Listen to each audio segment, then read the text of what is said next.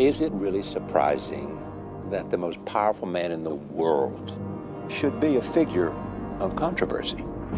We, as a population on this planet, have been looking for a savior. We're talking about a being whose very existence They are not telling us the truth. challenges our own sense of priority in the universe. Human beings have a horrible track record of following people of great Power power. corrupts, and absolute power corrupts absolutely. Chaos. Maybe he's just a guy trying to do the right We thing. know better now, don't we? Devils don't come from hell beneath us. They brought their war here. No, they come from the sky. The world has been so caught up with what he can do that no one has asked what he should do.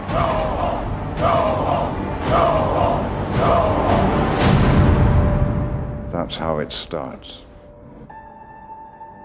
The fever, the rage, the feeling of powerlessness that turns good men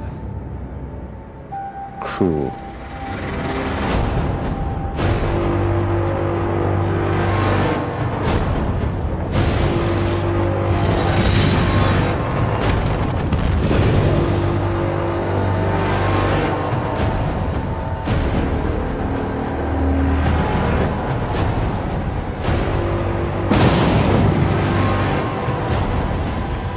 Tell me, do you bleed?